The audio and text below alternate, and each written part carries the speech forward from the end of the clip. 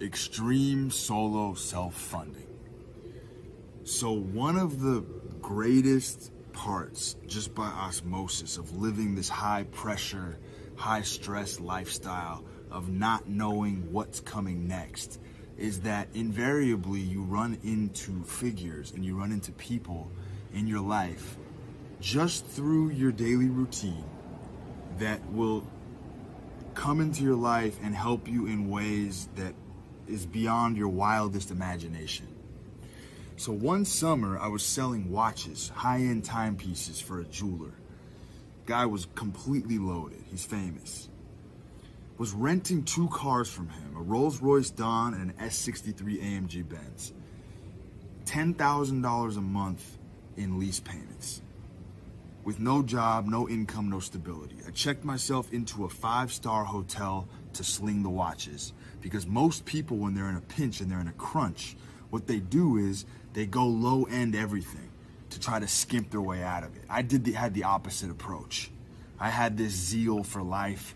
I believed in myself, and I thought, you know what, if I'm broke, the best thing I could do is get a 1-week head start. I took everything in my pocket, prepaid a week at a 5-star hotel, checked in.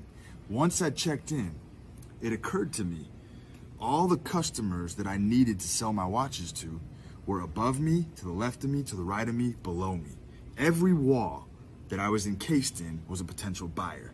So all I would do is spend time on the pool every day, smoking cigarettes. I'd go lift in the morning, I'd go follow my routine, and I would sit there and just commune with all of the clientele at the hotel. I'd go to the vault, I'd let them try on the pieces.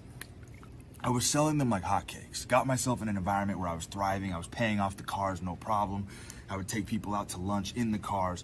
The image is a huge factor, right? But they're just tools. At the end of the day, I was extremely detached from the results or the outcome of having the cars. Because again, the central focus was me and what I'm capable of. And if I lose my tools, I've got me to bail myself out. So what happened was, I ended up convincing the jeweler. I had a huge business proposition with another guy. He gave me $500,000 in cash in 1 day of negotiation because I had built such a rapport with him of selling the pieces. Didn't even think twice. I got myself into a bind where the deal did not pan out the way I wanted it to in a certain amount of time. So these guys had GPS trackers on the cars that I was renting from them. So one of the days, when I was stalling and I was trying to cobble together a plan to replace the money and make some profit, I was trying to close this other deal. I get pulled over on a side street. 4 guys get out of the car, come up to my window, tell me to get out of the car. I knew it was them, and I'm not a guy who runs from confrontation ever, especially if I'm in the wrong, especially if I owe money. I will show up face to face at 1 o'clock in the morning if you want to face my demons, because I want to make it right. So I get out of the car and they pull me aside and literally grab me by my shirt. Guy puts a gun in my face and says, "Where's my fucking 500,000?" Now, when I took the 500, I actually told him I was going to pay him back 625, and I was going to have plenty of profit left over to make another deal. So very cool, calm, and collected. Literally staring a gun barrel down my fucking face. They strip search me, make sure I don't have any money on me, strip search the car. They confiscate the cars, and eventually they let me go after I explained to him, look, you can't do this right now. You got to give me some time to figure this out.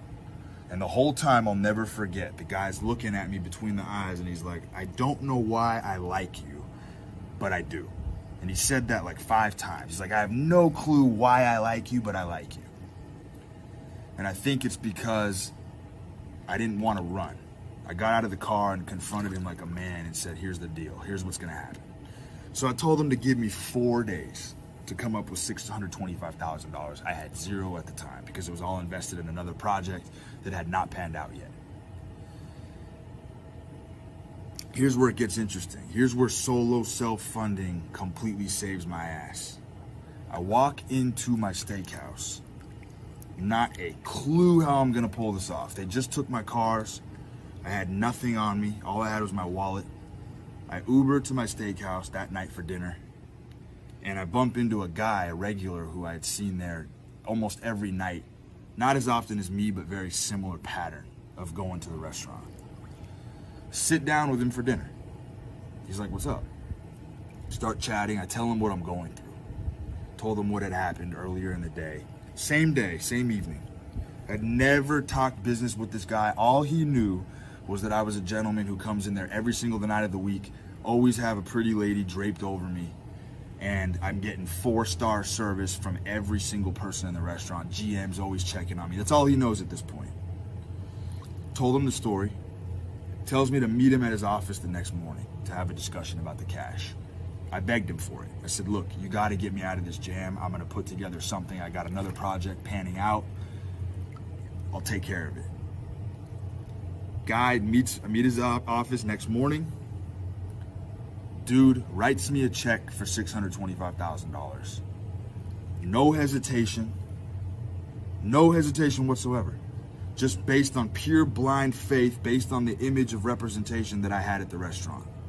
And my Rolls Royce valeted out there every day. Thought I was good for it. The point of the story is that when you get yourself in these horrific spots sometimes, while you're venturing, while you're making wild plays, you have to understand that you always have your home turf to fall back on. That's the purpose of the routine, is that there's always someone, there's always a way, someone you can work with in order to get out of the situation. So he gives me the $625. I pay the guy back. They won't give me the cars back though, so I'm carless. I then go back to the guy, and here's the moral of the story. When you borrow $5,000, $10,000 from someone, they own you. But when you borrow a massive amount of money from someone, you own them.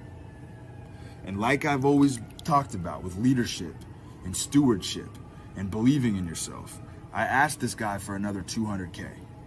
It took some wrestling back and forth, but he could tell that my energy was genuine, my energy was pure, that I had a plan. I didn't really have a plan.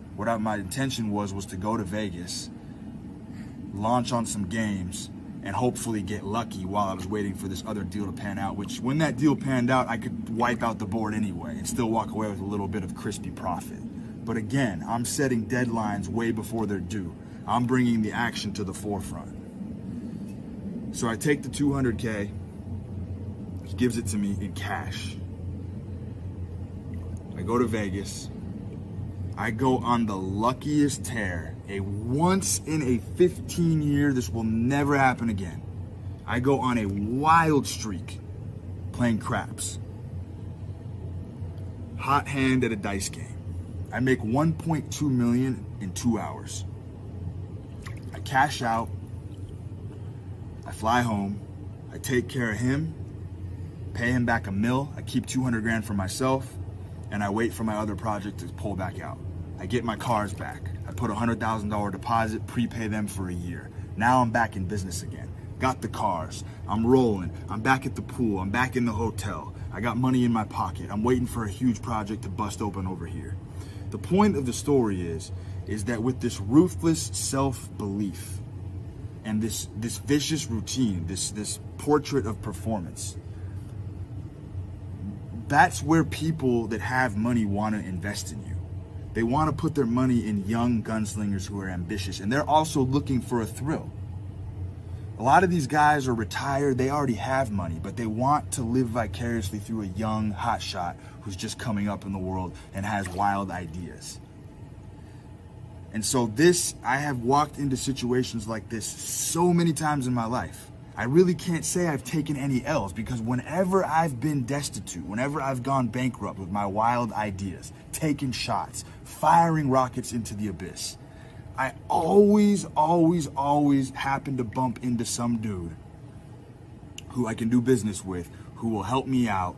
And in the end, I just keep firing and keep, like a machine gun artist, just spraying things down until I find something that works. In this case, I got very lucky in a short amount of time, and everything panned out perfectly. I've had numerous occasions where it hasn't worked out that way. And then you have to go into relationship management. You have to manage other people's expectations. But the point is that people are always afraid to ask for more than they deserve. And so doors don't open for them. And I am always asking for much more than I deserve, and I'm also asking for much more than I think I'm capable of, so that I'm forced to transform into a different human being in order to make it happen. Because I keep my word at the end of the day. That is all that I have, especially when you're going in huge deals with people. So foundationally, it's extremely important that you have that routine set at very high-end places so that you're always in an ambiance of wealthy people. And then the stories just write themselves.